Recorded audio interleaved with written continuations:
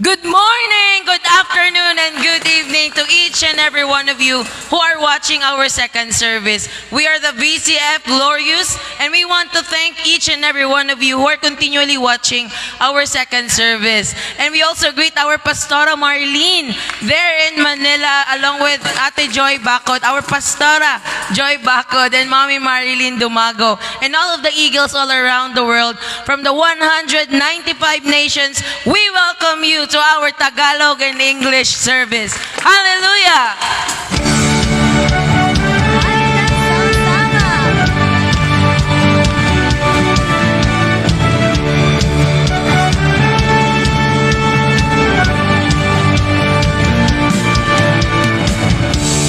Kay sarap magpuri, sumamba sa ating Diyos. O kay sarap umawit, sumayaw sa ating Diyos. Sabay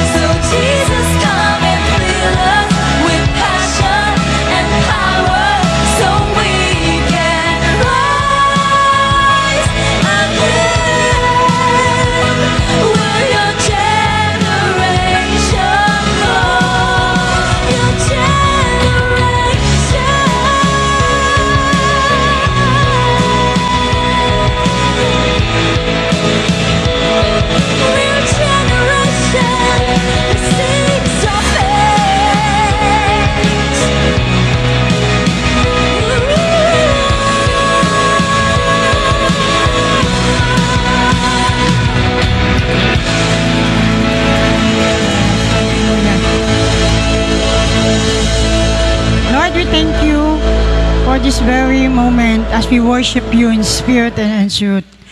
We come to you. We believe that your name will be lifted high above. And Lord, we thank you for this service. We believe that you are working right now. This is our prayer in Jesus' name. Amen. Amen! Hallelujah! So we would like to welcome each and every one of you sa isa namang sa second service na naman ng VCF Coronadal. And today, as all of you know, kung nasusubaybay po kayo sa VCF, one of our eagles, si Sister Denise Escaro, is now home. So bigyan natin ng palakpak, masigabong palakpakan ng ating Panginoon. So may we welcome Denise. Si Denise ba una? Si Tintin daw una muna na mag-share ng word natin. Pinali natin si Denise mamaya because she came from abroad.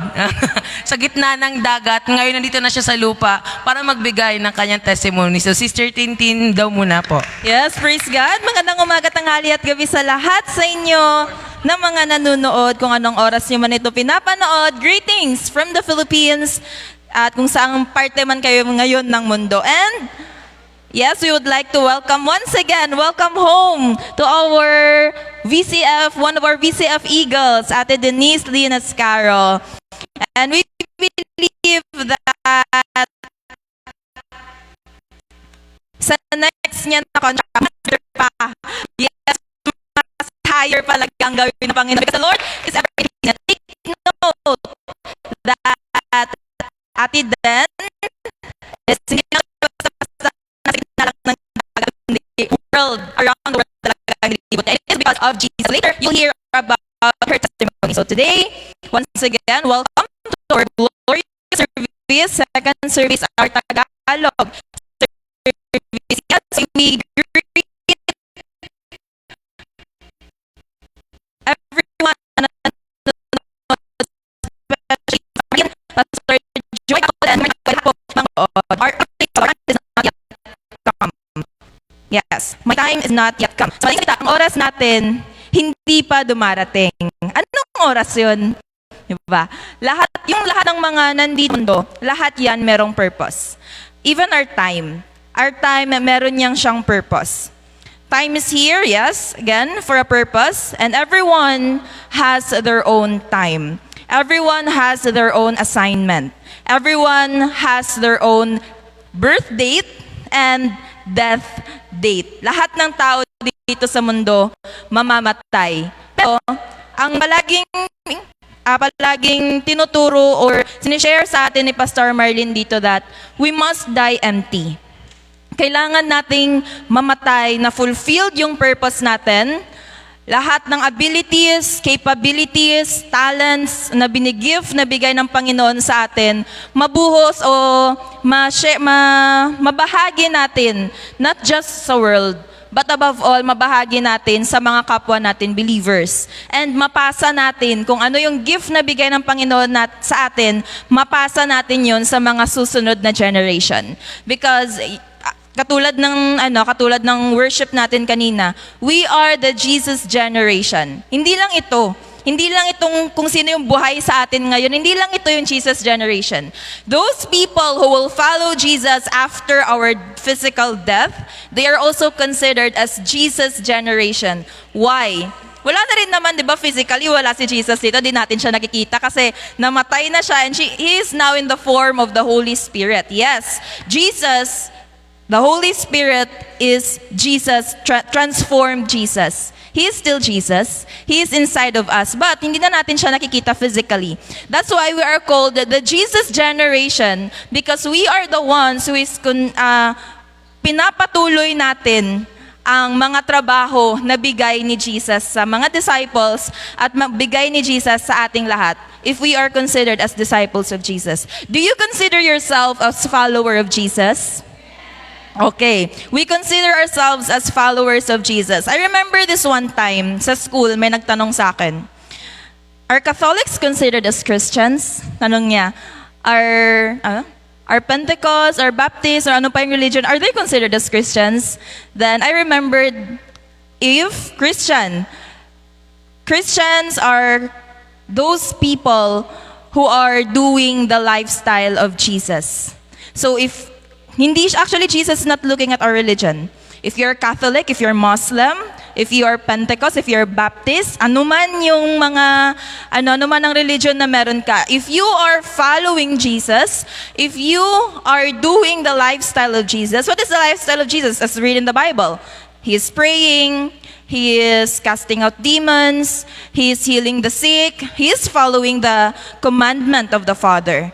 If we are doing the lifestyle of Jesus, then we are considered as Christians. Yun yung nakakapagpa-open ng mga mata ng ibang mga tao. Because katulad nga ng sabi ni Pastor Raymond kanina, it's such a shame. Nakakahiya kasi priests and pastors, pag nakikita natin sa Bible, they are fighting. Nag-aaway sila. At anong pinag-aawayan nila? They are debating about the Word of God. And the Word of God, hindi siya dapat i-debate. Yung Word of God, kailangan siyang i-share at sundin. Yun yung dapat gawin. Hindi siya sa padami-dami ng alam, parami-rami ng nalalaman mo. It is about how you follow. God is not looking kung summa cum laude ka sa Bible school, kung meron ba yan, or kung ano pa kadama yung nalalaman mo. He is looking at your heart that is obediently following Him. Praise God. Regarding sa time, we prepare prior the time. Hindi ka pwedeng mag-prepare na ngayon na yung event, ngayon ka pa magpe-prepare. Hindi pwede. Kaya nga preparation, you are doing it prior ang time na binigay, prior yung time, magiging time natin. We are being trained here para sa sunod pag saan man tayo i-assign ng Panginoon, may ma-meet man tayo ng mga tao in the future, we are prepared. We are prepared for the assignment that He is about to give us. Remember, the moment you hear the Word of God, that is your assignment. Hindi mo man siya magagamit ngayong mismong araw, pero darating ang panahon na makakamit ka. Remember, we are in a journey. Sa isang journey, sa isang daanan, halimbawa puntang Jansan, madadaanan mo yung Tupi, mararaanan mo yung Polomolok, madami kang madadaanan. Ganon din sa buhay natin. Marami tayong tao na makikilala. Marami tayong mga situation sa sunod na mararanasan. And kung ano yung narinig natin ngayon, magagamit natin yun in the future. So yung pagpunta ninyo dito, yung pakikinig ninyo natin ng salita ng Diyos, hindi yan siya useless. Kasi magagamit at magagamit natin yan pagdating ng araw. Praise God.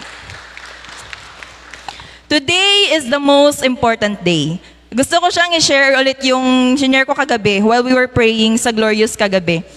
The Lord spoke. People tend to focus on the future. Anong mangyayari sa future? Gusto ko maging mayaman ako in the future. Gusto ko maging engineer ako, maging forensic ako, maging architect ako. Ano man ako in the future, gusto ko may mansion, ganyan, ganyan, ganyan. We tend to focus on the future.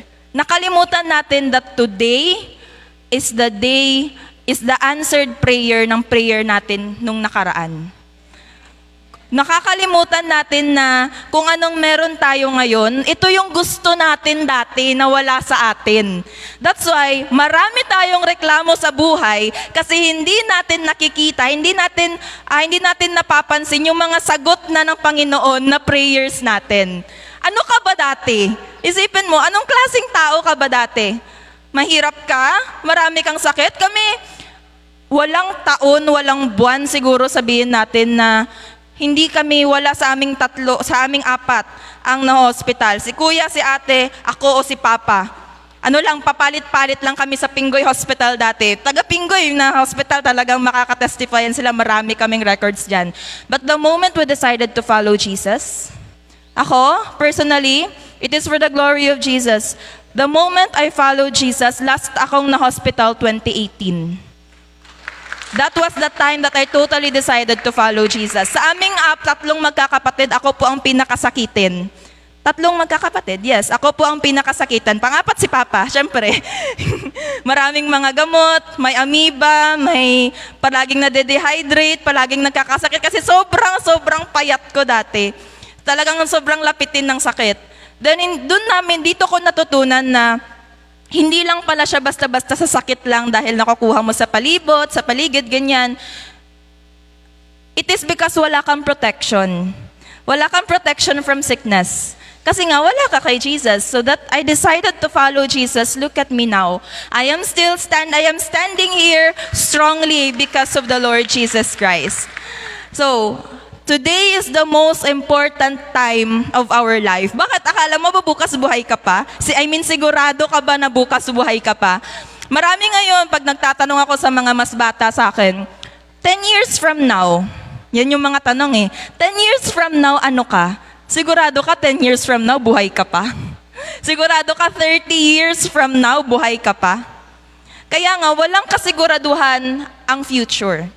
But, if we have Jesus, ang sureball kung sa Ilonggo pa, ang talagang sure tayo, we have eternal life. And we can enjoy our life every single day because of Jesus. We can enjoy today. Ang promise niya enjoy your life to the fullest. I gave you everything so that you can enjoy your life to the fullest. Marami pa tayong mga bagay na hindi na-enjoy dahil din sa kulang tayo ng kaalaman. Hindi natin alam na protected pala tayo sa sakit. Protected pala tayo sa lahat ng mga aksidente. Provided pala tayo. Marami palang destiny helpers dapat na binibigay sa atin ng Panginoon. Halimbawa, may isang taong kumausap sa iyo, destiny helper na pala yun, hindi mo pinansin kasi suplada ka. Hindi mo pinansin kasi suplado ka. O kasi talagang naiirita ka dun sa tao na yun. Hindi mo alam na yun pala yung gagamitin ng Diyos para maabot mo yung magandang plano niya para sa'yo. That's why we need to be sensitive in talking to people. Because yun yung mga time na talagang maraming pinapadalang Diyos sa atin. Hindi lang talaga natin na nakikita kasi nga we are lack of knowledge. So that's why it is very important for us every single day to gain new knowledge. Every single day. Nakakasawa naman kung anong kinain mo kahapon, yun ulit kakainin mo ngayon, yun ulit kakainin mo bukas at sa makalawa. Kailangan may bago. Kailangan may bago sa buhay natin. That's why we need to learn. Kailangan nating matuto ng mga bagay-bagay, matuto ng salita ng Diyos above all, so that ma-experience natin ang newness every single day. Next is, let us put in mind that Jesus, our Lord Jesus, is a focused person. Focus siya. Kung ano yung goal niya dito, talagang ginawa niya. Ganun din tayo. Yun yung character na dapat meron tayo. Kung ano yung gusto ng Diyos na gawin natin, we need to focus on that. Remember, this world is full of distractions and distraction. Maraming nagde-distract sa atin. For example na lang, maraming mga students dito. For example, sa school, supposed to be, kasi may exam mamaya, dapat nag-study ka. May cellphone ka. Wala, hindi ka nakastudy, bumagsak ka. Hindi yun kakagawa ng Diyos ang pagkakabagsak mo sa grade. Even sa desisyon natin sa buhay, hindi kasalanan ng Diyos na palpak yung desisyon mo. It is your choice. Talagang sinasabihan ka ng Diyos, ito yung gawin mo, mag-prepare ka kasi may bagyong darating, may problemang darating, mag-ipon ka kasi darating ang famine, darating hindi mo ginawa.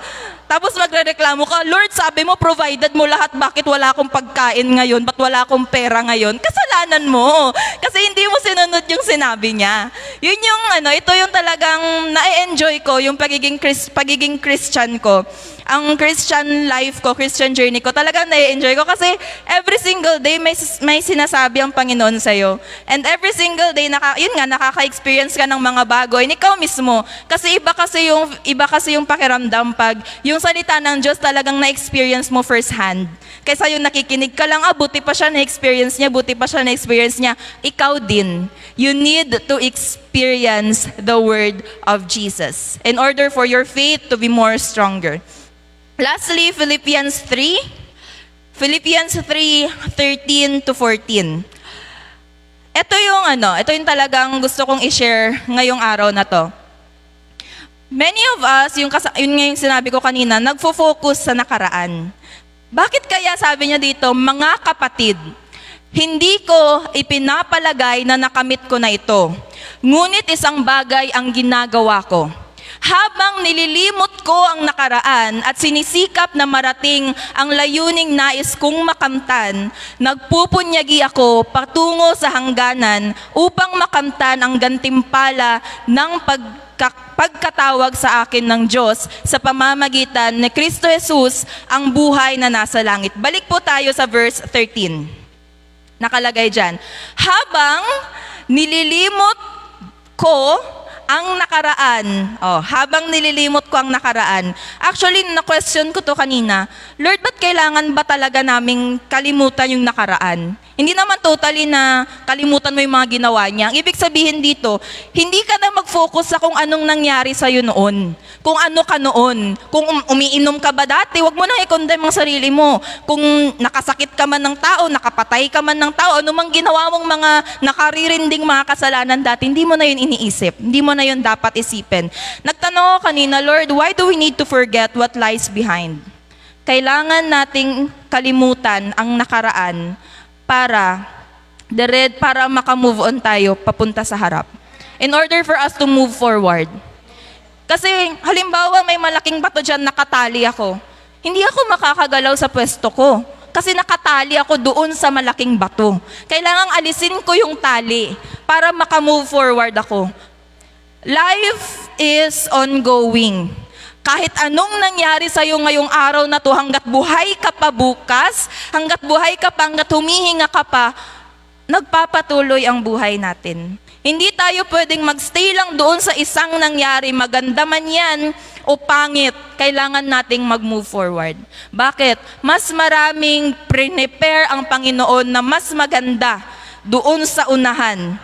Kailangan lang nating mag-move forward. So, that will be all na masishare ko po ngayon. And let us all remember that people might be mindful of our imperfection. Marami silang sinasabi sa atin, ang pangit mong magsalita, wala kang kwenta. No ba yan? Kahit anong gawin mo, imperfect ka, kontrabida ka sa storya ng ibang tao. Huwag na nating isipin ang sasabihin nila. We don't have much time. Maikli lang ang buhay. We need to be mindful of the word that Jesus is giving us every day. Glory to God. Amen. Amen. So, praise God.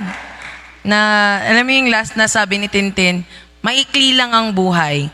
Alam nyo, to share lang, kasi sunod-sunod nang namamatay na kamag-anak din namin.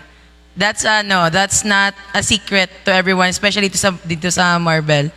So doon ko nakita na sabi ko, Lord, 'di ba ang promise mo sa Psalms 91, with long life I will satisfy you and show you my salvation. Yun yung Psalms 91:16, the very end of Psalms 91. And then na-remember ko yung sabi niya doon, sabi niya, salvation. I will let you enjoy the salvation of the Lord. And then naisip ko yung mga namatay. Hindi lahat. Pero ang iba doon, kilala ko talaga. And I remember na, yung nga yung sabi ni Lord, diba? I will protect you. So long as you are in my purpose, everything that you do, I am with you. Sabi dito sa Tagalog, sila'y bibigyan ko at gagantimpalaan ng mahabang buhay at nakakatiyak, tatamuhin nila ang aking kaligtasan. Ang hirap magbasa kung wala ka pong salamin. Kaya, kailangan matalas sa ating paningin, not just sa physical, but especially sa spiritual. Kasi, dito, kasi wala nga mga tao na yun sa purpose. Not everyone, hindi lahat ng namatay wala sa purpose, kaya siguro siya namatay kasi wala siya kay Lord. Not everyone. That's why we are doing this na talagang gusto naming malaman ng lahat. Not just sa mga young people, hindi lang sa mga nandito sa VCF, but to everyone all around the world. We want everyone to know that we must all be in purpose. Ang sabi dito sa John 4:23, may Tagalog pero English muna. But the hour is coming, and now, when the true worshipers will worship the Father in spirit and in truth, for the Father is seeking such to worship Him. Sa Tagalog, ang nakasabi dito is, sa Tagalog, subalit dumarating na ang panahon, at ngayon na ang araw na ito, na ang mga tunay na sumasamba sa Ama ay sasamba sa Kanya sa Espiritu at katotohanan. Tanungin mo ang sarili mo, sinasamba ko ba ang Panginoon na espiritu at katotohanan o sinasamba ko siya kasi hinila lang ako ng mami at daddy ko? Or nagsimba lang ako kasi may ginawa akong kasalanan kaninang umaga, gusto ko lang malinisan para pwede naman ako magkasala mamaya. Kasi time is ticking. Nauubusan na tayo ng oras. Hindi mo alam. Kahit sabihin mo, nagsimba ka ngayon and then nung nag-drive ka ng motor mo, pagdating mo dun sa dulo ng YBL, natamaan ka ng bus. You don't know. Time is running out. So sabi dito, sapagkat ganyan ang uri ng pagsambang ninanais ng Ama. The Lord created us, the Father created us for Himself. For Himself. Hindi niya tayo ginawa kasi alam niya na, wow, gusto ko gawin si Tintin, gusto ko gawin si Mami Nor, gusto ko siya gawin kasi talaga ang ano ko siya lang. 'Di ba? Ang gusto mo, tinuturuan mo na mabuti ang anak mo because you want what's good for him. And in return, ang saya-saya ng feeling mo as magulang pag nakita mo si John Ray na nakagraduate, si Kits na engineer na, si CJ doon na sa Canada. So yun yung nakita ko, gusto ni Lord na nandyan tayo sa purpose. Pinanganak niya tayo, hindi katulad ng mga tao dito, normal na tao. May mga tao na nabuntis, they gave birth to children, tapos wala man pala kasi hindi nila balak magkaanak. Yung anak sa kasalanan, kung ako pa noon, nung wala pa kami kay Lord, tawag ko sa sarili ko, anak sa kasalanan. Kasi pag anak sa akin, parang hindi pa sure paano palakihin, hindi pa alam. Pero when the Lord guided my parents, doon na, dire-diretso na. So ganun din para si Lord sa atin. Why are we telling each and everyone na the time is coming, the time is very short? Saan mo ilalagay ang oras mo? That's why, lahat tayo, kailangan nating mas maging aware. Di ba palagi natin sinasabi, bakit parang mabilis ang araw? Ako, nag-o-office ako. Para sa mga natatrabaho dyan, nag-o-office. Di ba binibilang natin 8 to 5, 30 minutes na lang. 4 hours, 33 minutes, and 22 seconds na lang pwede na mag-time out. Gusto ko na umuwi. Sa mga may mga shift dyan, mga night shift, 3 minutes na lang. Ina-wait ko na kung kailan ako mag-biometric sa DTR kasi gusto ko na umuwi. Ayaw ko na magtrabaho. Binibilang mo, okay, konti na lang. Binibilang mo nga ang time mo sa pag-time out. Hindi mo iniisip, ilan na lang ba ang time ko sa mundo na to? What have I done? I remember, nakabasa ko noon kay Steve Jobs. Sabi niya, nung before siya malapit na mamatay, na when you are looking at your life, it is today the best day of your life. Can you guarantee yourself na pag namatay ka ngayon, wala ka ng regrets? Pwede ba na pag at the end of the day, before ka matulog, kaya mong sabihin na, Lord, wala akong regrets. I have done my best. This is my best and I offer this to you. Kayang-kaya mo ba yung sabihin? That's one of the things na nag-solidify din para sa akin personally dito sa topic na to about time. Kasi I remember in the book of Ecclesiastes, nabasa yung kanya ni Pastor Raymond, Ecclesiastes 3:1, na there is a time for everything. Kasi sa testimony, alam naman to ng lahat, na I was very focused sa one goal lang sa life ko from birth to which is to please my family. Yung parang gusto ko lang talaga maging trophy. Hindi naman nila ako pinipressure. Sarili ko na yun na kasalanan. Yun lang yung goal ko. Gusto ko lang maging happy si mama, si papa, yun lang yung goal ko. Gusto ko lang maging trophy. Tapos na. Yung parang mag-aral, dapat may ganito, dapat may ganyan, dapat very good ako. Kasi feeling ko, pag na-please ko sila, nagawa ko yung purpose ko, bakit ako pinanganak. Parang gano'n lang yung ko, wala akong alam. Pero sabi dito sa Ecclesiastes, ang lahat sa mundong ito ay may kanya-kanyang panahon, may kanya-kanyang oras. So doon ko nakita na tama pala Lord, hindi akong pinanganak para lang doon. Kasi sabi niya, I have made you for a purpose. There is a purpose. And what is our purpose? It is to spread the word of God. Kaya nga, di ba, kanina dun sa the book of John, the hour is coming. Hindi lahat ng tao sa mundo may alam. That's why we do our live streams. We share, even if we are being persecuted. Personally, alam ko ng mga believers dyan all around the world, kahit na pinipersecute tayo, why are we doing this? Para kang baliw, iniinsulto ka na, ayaw na nga, pinapaalis ka na nga.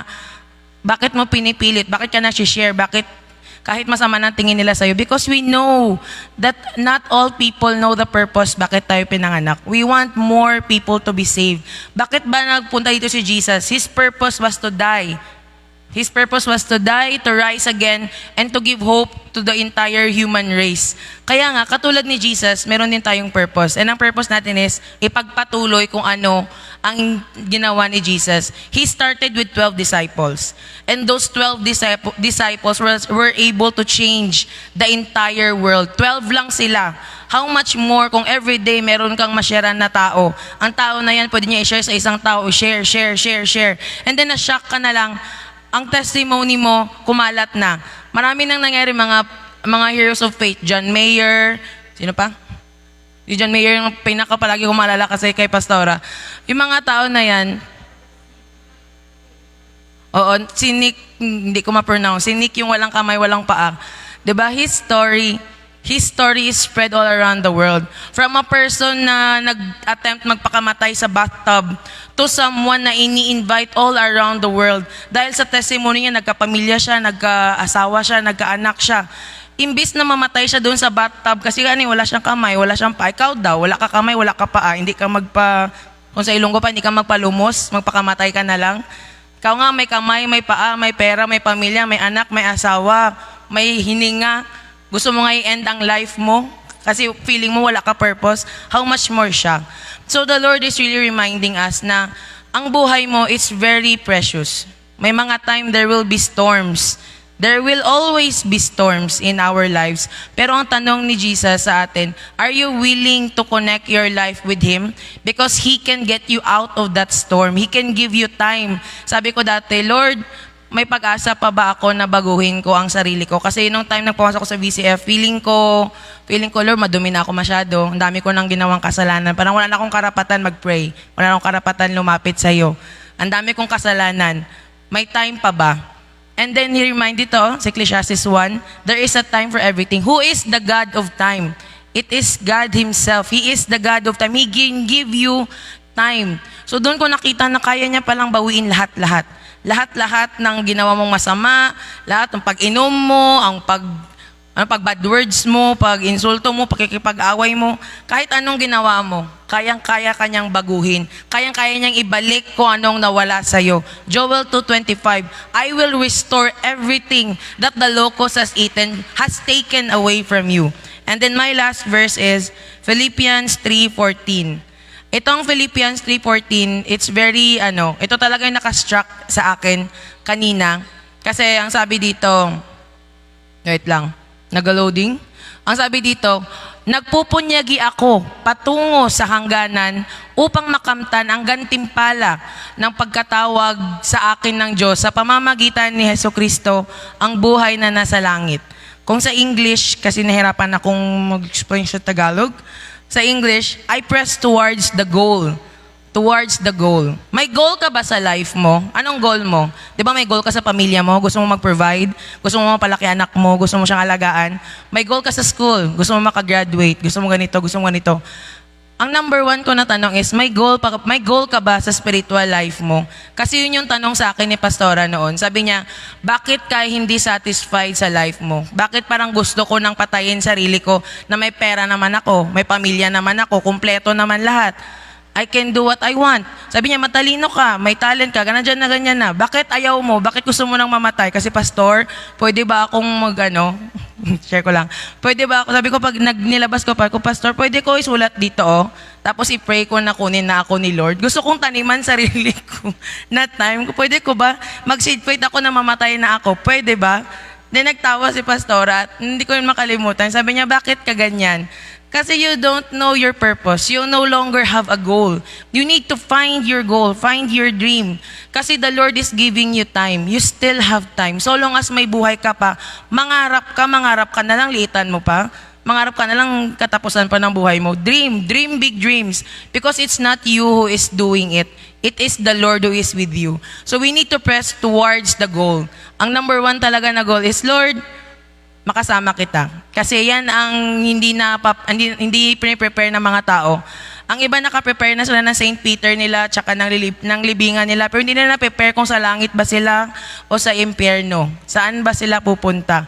After death, what will happen to you? Where will you go? Sa eternal garden ka lang ba? Kasi gigisingin ka pa rin ni Lord kung sa eternal garden ka. In the book of Revelations, He will still wake you up and you will still go to your final final destination. So, we need to press towards the goal because it is a prize. Ang na-remember ko, sabi pa ni Pastora sa amin dati, sa dreams mo ba nilalagay mo si Lord? Sa mga pangarap mo, sa goal mo, nandyan ba si Lord? Sa plano mo sa buhay, nandyan ba si Lord? Because once you put God inside of your goal, inside of your dreams, in your life, every single day, then it will have a purpose. Sa mga nagtatrabaho dyan, lalo na sa government agencies, LGUs, di ba gumagawa tayo ng mga bagay sa company, number one na goal natin is to please the system. Pag sabi na sundin mo to, kasi ito ang sistema, we do everything para maabot natin ang standard ng kumpanya natin. Ganon din para sa life natin. We need to do every single thing, every single ability na nandito sa atin for the Lord. Why? Because it is the time that once we please the Lord, we know that the Lord will surely please not just us, but our entire family. So, glory to God. Amen. Amen. Praise God. And lastly, ako mag-share lang din ng testimony and of course of what the Lord has revealed to me today. So, when we ask, what is time? Di ba maraming mga definition. Time is gold. Time is like a clock. Time is running out. But for those who believe in the Lord and those who really find out the truth about time, time is life. And time is like a currency. We spend it. Inilalaan natin yung pera. But then, if time is the currency, are we investing it? So dito sa atin, maraming testimony like kay Pastora Nora. Meron siyang taning sa buhay dati. Tinaningan siya hanggang dito na lang. Okay? So ikaw, kung tayo binigyan ng taning sa buhay, parang, hanggang ano na lang ako, 2 months na lang ako, anong gagawin ko? Nagbibigay siya ng pressure. But, paano naman yung mga biglaang, mga bata pa, mga 20 years old, 25 years old, biglaan na lang na nagkaroon ng sakit na hindi nila alam or nakidlatan ng not knowing na yun na pala yung last day of their lives. So, it is good that now that we are still alive, we will know the purpose na bakit tayo binuhay ng Diyos. And I thank God na kanina we had been recalled sa 5 questions in life na right now, Lord, totoo, pag alam namin kung sino kami, saan kami galing, ano ang pwede namin gawin dito sa mundo. Mag-ano lang ba kami? Hanap lang kami ng boyfriend? Magpa-cute-cute? Mag-ganon? Yun lang ba ang purpose namin sa life? No. It is not our purpose. Our original purpose is not like that. We are created sa nakatulad ng Diyos. Kamukha tayo ng Diyos. And saan tayo papupunta? And I also had given on my second contract, alam ko na it would be 8 months to 9 months na contract. So, when I came there, yun ang testimony ko din na pagpunta ko dun, sabi ko, Lord, I declare, I had been baptized a second time. So, nagkaroon kami ng vows again. Nag-renewal of vows kami kay Lord sa Isla Hardin that time. So, it was a good experience because your mind will be focused of what God is giving you. Yes, He will give you time. He will give you another contract. But what will you do to the things that God had given you? That is always a good question and good reminder for each one of us. Kung ngayon binigyan tayo ni Lord ng year 2024, what will we do sa year 2024? Ganun pa rin kung anong ginawa namin ng 2023, ganun pa rin kami. So, amo pa lang Japon in Ilonggo, nang walang pagbabago. But the Lord is pleased, sabi niya sa John 4:23 na He is pleased because He knows how the people offer their worship. They know kung paano nila pahalagahan ang totoong pagsamba sa Diyos. Ang pagsamba is giving our time to God.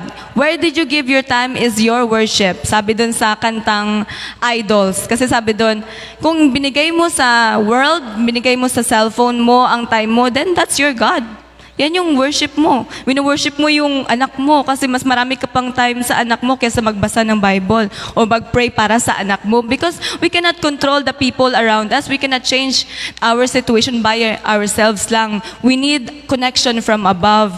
And ako napapasalamat kay Lord dahil on that 7 months contract, alam mo yun, yung ipiprepare ka ni Lord for 2 months muna.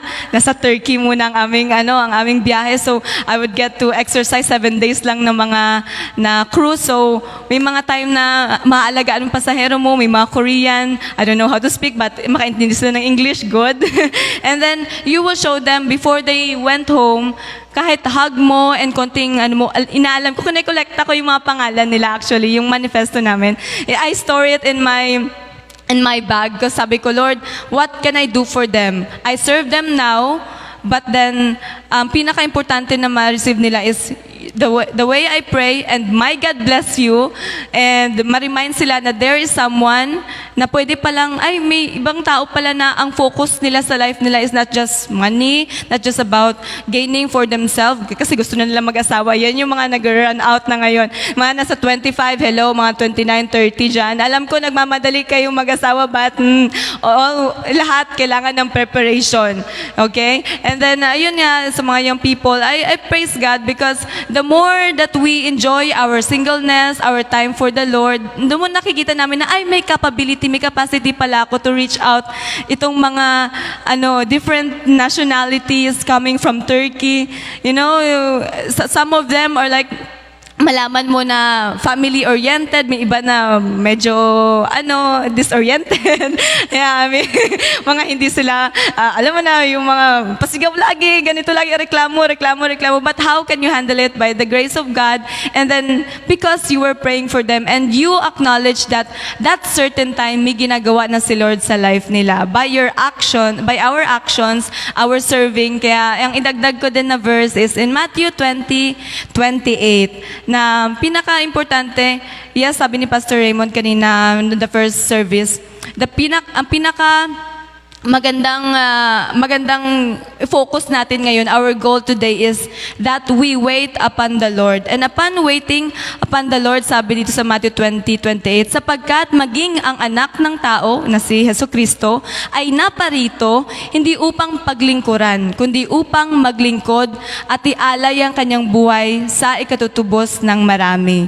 So, we are so blessed na even on my flight, nag-work si Lord, nangungusap siya sa akin especially. Sabi ko, Lord, I will share also na before I went here, I had my 21 days fast. But hindi total na no water, no food. But Daniel fast. Because when you fast, you decided to follow Jesus and increase your spiritual altitude. Gusto mo na yun kanina yung kanta natin, higher and higher. Gusto ni Lord na may leveled up on our understanding and our compassion to people. Kasi hindi tayo pare-pareho ng level ng pananampalataya. Merong mga bago, merong mga hindi pa naniniwala talaga, merong totally naniniwala pero hindi ginagawa. May mga ganong klase ng believers. But God is just inculcating us na we are now in these last days, kailangan na natin maging serious on our time. So, I praise God nga, ako galing dito na naparito si Lord para mag-serve. Yun share ko sa inyo yung nakita ko lang sa social media na shinare niya na may 3 klase ng investment. Unang investment, pleasure investment. Para lang sa ikasaya mo, kain ka dito, bakasyon ka dito, maligo ka sa dagat, lahat ng dagat, liguan mo. Tapos yung pangalawa naman is profit investment. Yung profit investment, ito may pera ko ngayon, gusto ko mag-invest sa ganito, ganyan, tapos nawala din, tapos na-scam din. Ikaw lang din ang nawalan. But the third investment is purpose investment. When you spend your money, your time to develop yourself, not just for yourself kasi selfish yun, but for others, then you will be like Jesus. He came, nabuhay siya, pumunta siya sa lupa para ibigay niya yung buhay niya for others. He is like that. He loved one of us. His love is great. Malaki, napakalaki na gusto niya, kunin natin yung ganong klase ng love, that ang love natin hindi lang para sa taga Barrio Dos, hindi lang para sa mga taga sa kapitbahay, but to Coronadal City, South Cotabato, ang ibang bansa, the whole nation Philippines, and even ang mga ibang Pilipino all around the world, magkaroon tayo ng ganun love. So praise God. We believe that as you continue to hear the Word of God through this live stream, ang VCF is open wide ang hands ng Panginoon, ay inaabot kayo all throughout the world, and just reach Him because you will know your purpose. And the more you know your purpose, makita nyo that Philippians 3:14, you will already receive favors, the rewards, and you will know by yourself na yung 5 questions na sasagot na paunti-unti. So praise God for God, kaya today. nga glorious Praise the Lord. Marami na mga pastors dito. Kaya salamat sa mga viewers namin. One thing lang na gusto namin ipaabot sa inyo, pag nasagot nyo yung 5 question, masasabi mo na sold out ka na sa buhay mo. Kasi pag hindi mo pa alam ang sagot, punta lang kayo dito sa VCF Glorious Home Church. Alam nyo na ang address, Purok YBL, every Sundays at 10 a.m. So, good morning. At ako'y nagpapasalamat kasi nakita mo yung mga potentials, no? Iba talaga ang na-train, na-equip. Kaya kayo dyan ng mga may edad-edad na. So, hindi ko talaga tanggapin ang may edad kasi number is not matter. It's a matter of how you give your life to God. Parang may dumarating pa yata. Welcome po. Pasok lang po. So, our topic this morning is, My Time is Not Yet Come. So, ilan dito sa atin, for 27 long years, maraming mga testimony dito, kagaya ni Pastor Rainier Reyes Bautista. Ilang beses na naisiyo. Si Brother, my partner, ilang beses na rin nakulong. Sabi nga, in Philippians 1:6, He who began a good work in you, He will carry it until He comes. So, hindi pa tapos si Lord sa buhay nila. Basahin natin sa Philippians 1:6.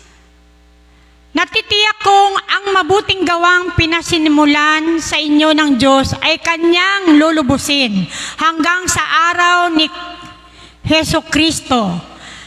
So, hindi naman pwede, parang magtanong ka, Lord, ano ba yun? Sinave mo siya, tapos ganun lang din pala ang ending niya. So, welcome.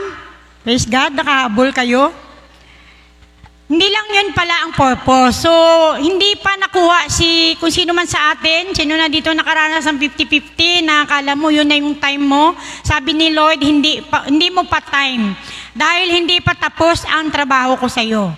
So, ako din, ang nakita ko yung sa purpose-driven life, the best expression of your time is life.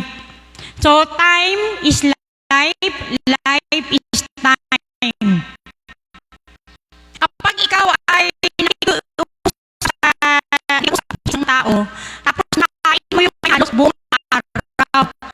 So, the portion of your life talagang bigay mo yung time mo sa kanya, yung portion ng life that day, binigay mo sa kanya. Kung sa cake pa yung slice ng some of the part ng iyong buhay, talagang in-spend mo doon sa tao. So, kaya nga lagi ni-mention ng ating mentor na kapag ikaw ay may appointment, huwag mo sayangin ang time ng tao na yan. Kasi time niya, imbis na may gagawin pa siya, kinain mo, kinuha mo. So, yun ang pinaka-ano ko na the whole topic is in John 4:23-24. Ano ba ang pinaka-very purpose? Bakit tayo nabuhay dito sa mundo? Ano ba ang pinaka-purpose? Ang pinaka-ultimate purpose ng buhay ng bawat isa sa atin, basahin ko sa John 4:23-24. Subalit, dumarating na ang panahon. Ang panahon is hindi kahapon, hindi bukas. At ngayon na nga, ang panahon is now. The time is now. Na ang mga tunay na sumasamba sa Ama ay sasamba sa Kanya, sa Espiritu at sa katotohanan. Sapagkat ganyan ang uri ng pagsambang ninanais ng Ama. Ang Diyos ay Espiritu at ang sumasamba sa Kanya ay dapat siyang sambahin sa Espiritu at sa katotohanan. So, for 27 long years, talagang natutunan namin dito, the ultimate purpose ng buhay ko, ng buhay natin is to know, kilalanin saan ka galing, sino ba ang gumawa sa'yo, to know Him. Kaya Kaya nga ang ating vision in Philippians, tama ba? 3:10, to know Christ and to be like Him. To know the Lord Jesus Christ every single day. Araw-araw may panahon pa tayo magbasa, mag-aral, manalangin, at makipag-fellowship, no? Fellowship. Yun ang ultimate goal, to know Him and to worship Him in spirit and in truth. So, paano mo ma-worship ang Diyos kung hindi mo siya kilala? Sino bang i-worship natin? Yung Diyos na Espiritu at sa katotohanan. Outside the Bible, hindi yun ang Diyos ang tunay na ni-worship mo. Kasi sabi nga, katotohanan. So, andito lahat ang katotohanan sa scripture ng Diyos. And the third is, the ultimate goal, ang buhay natin, ang time natin dito is to glorify Him. Hindi natin, dala-dala natin ang pangalan ng Diyos, tapos nagpapahiya-iya tayo dyan sa labas, na dinideclare mo, hey, ako ay, kaya nga sabi ni Pastor Raymond kanina, hindi mo sabihin, oy, nagbago na ako ba? Bago na ako. Hindi ikaw ang magsabi sa ibang tao, hayaan mo na sila mismo na makita kanila, uy, nagbago na talaga siya, hindi ko na siya nakita kung ano siya dati. So yun ang pinaka-ultimate purpose ng buhay ko, ng buhay natin. Bakit na our time is for the Lord? Kaya nga nung nag-birthday ako noon, doon pa ang tatay ko, may narinig ko ang word for that day. Sa birthday ko, my life is for the Lord. Not for my husband, not for my children, not for anything or anyone, or kung ano na ang meron dito sa mundo. My life is for the Lord. Ito pala kung bakit ako pinanganak. Marami na dito, di ba? Si Sister Nora, may taning na ang buhay. 5 months? 6 months. Yung nagbigay sa kanya ng taning, nauna pa sa kanya. So, di ba? Hindi mo pwede masabi ang time mo, ay, 5 months na lang talaga siya. Pagdating ng 5 months, off na kagad. Ngayon, buhay pa, nakapag-asawa pa ng pinakamatapang na babae. Ako si Pastora pa. Ito yung pinakamatapang na babae sa balat ng lupa. Sa South Cotabato. So, yun ba? Hindi mo talagang pinapaalam ng Diyos na hindi tayo maniniwala kung tao lang ang magsasalita. Kapag ang salita na ng Diyos ang nagsabi sa'yo, doon ka lang maniwala. Huwag ka maniniwala sa mga sabi ni Juan, sabi ng lola ko, kaya nga sabi, know the truth and the truth will set you free. Alamin natin ang truth at ito po ang maglilid sa atin kung saan padalahin is yung eternal life. Kaya nga salamat, yung na-mention kanina na yung first speaker, na lahat ng mga religion na marinig natin, mga sari-sari mga churches, na we are following the doctrine of Jesus. Doctrine means is the teaching of the Lord Jesus Christ. Yun lang ang sinusunod natin. Kahit ano ka pa sa Badista, pag once na sinusunod mo ang buhay ni Jesus Christ, na dito lang sa scripture, yan ay tinatawag na born-again Christian believer. Hindi lang Christian, kasi marami din mga Christian. Christian. Hindi yung Christian, yung si Kristo ang sinusunod. So, salamat sa umagang ito na ito ay nagbibigay sa atin ng inspirasyon araw-araw. Bakit tayo lagi pumupunta? Sabi ko ang tao pa nakatingin, daw buang talaga sila, simba sa umaga. Tanghali na, mamaya simba naman tayo sa gabi. Pag ilang days naman, simba na naman. Ano lang ba ang nangyayari sa buhay namin? Ito lang po sana ang aming ma-encourage sa inyo, maibigay sa amin, or talagang pinupush namin kayo. Magsimba lang kayo, magkakaroon kayo ng bahay, sasakyan. Ayan, gamit lang yan. Pero ang the best na matanggap natin is yung spiritual blessing. The peace. Ang peace is beyond understanding, the Prince of Peace. Lahat ng mga troubles o yung mga tribulation sa buhay ninyo, kung meron man kayo sa oras na ito, or gusto niyo na magpakamatay, wag muna pumunta kayo dito. Alamin niyo muna ang purpose ninyo. Para sure ball.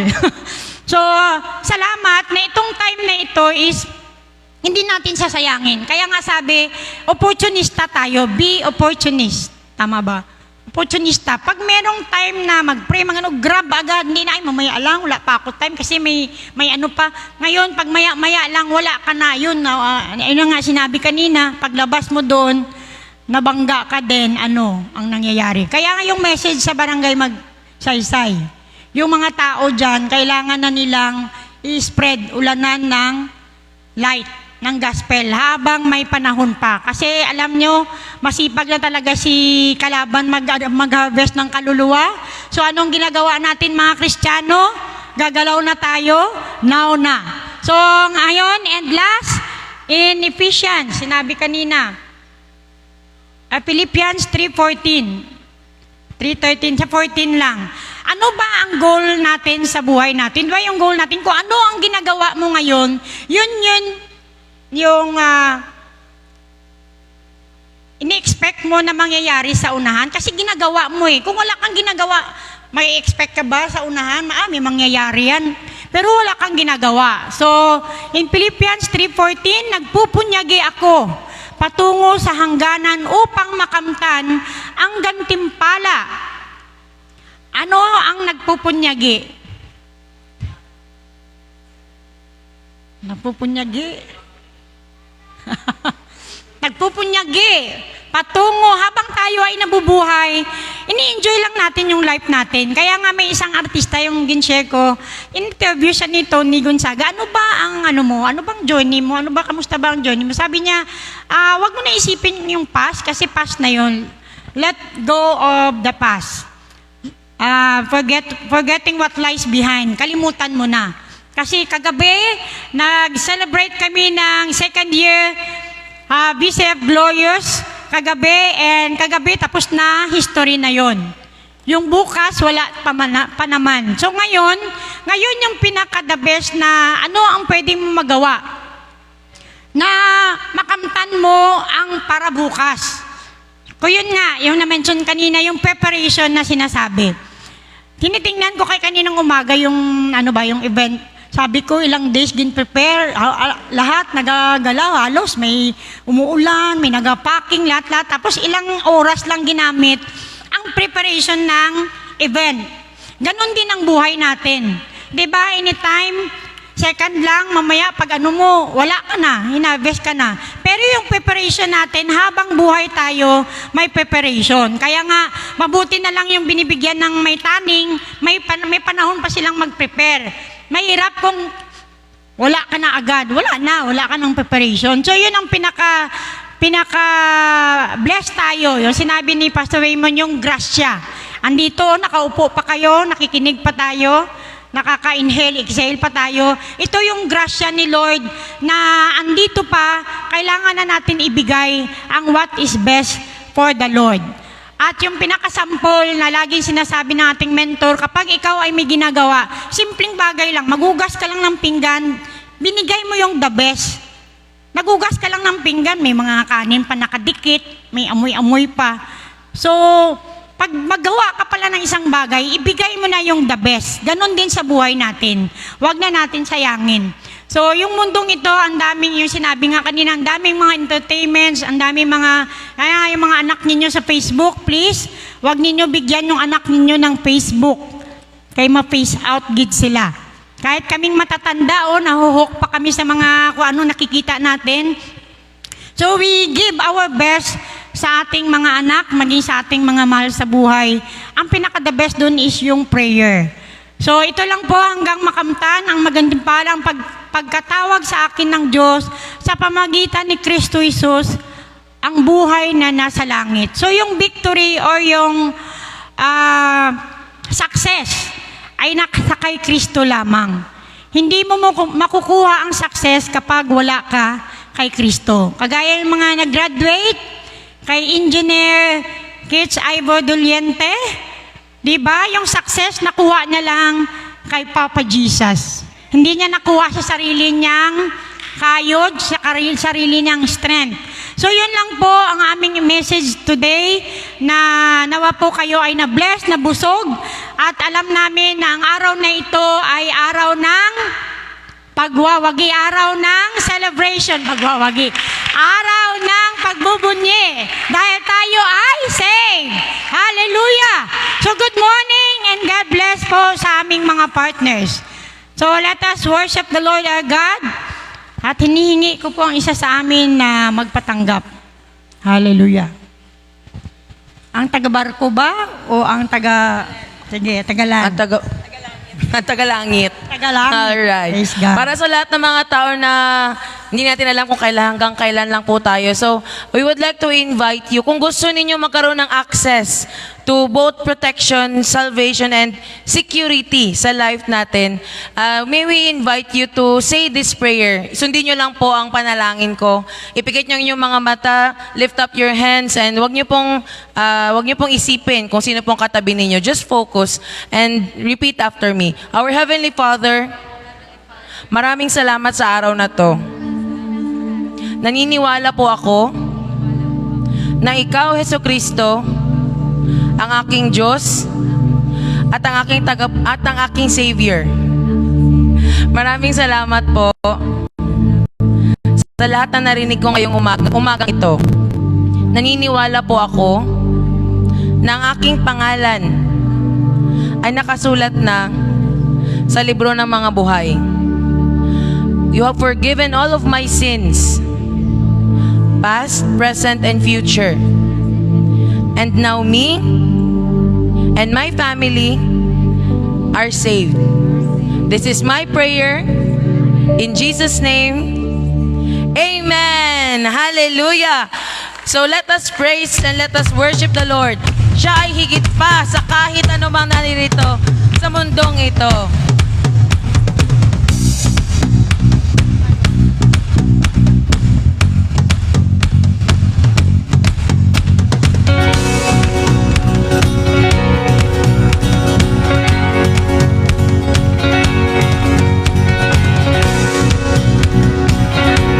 Panahon natin ay nagbabago, ba't hindi ang pag-ibig ng ating Panginoon? Marami mang nagbago, ngunit di ang pag-ibig mo, Jesus.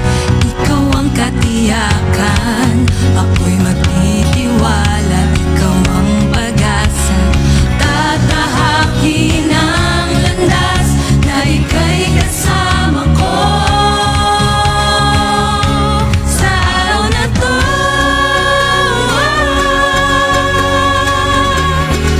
may panibagong simula.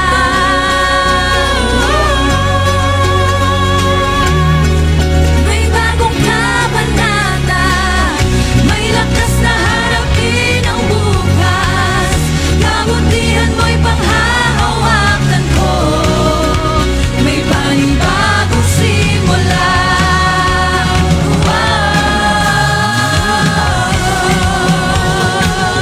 Amen. So be it unto us, Lord.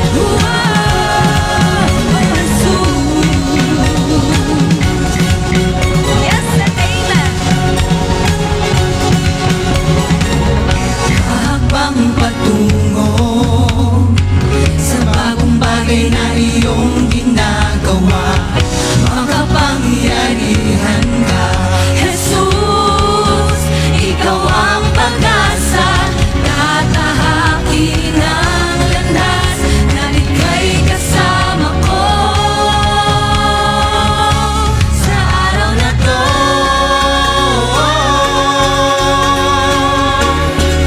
may panibagong simula.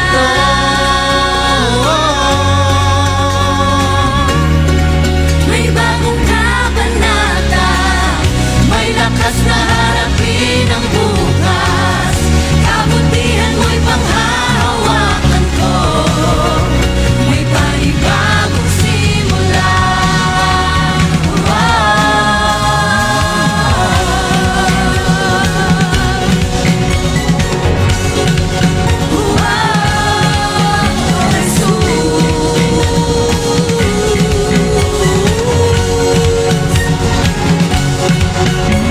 Higit pa sa nalalaman, higit pa sa naisip,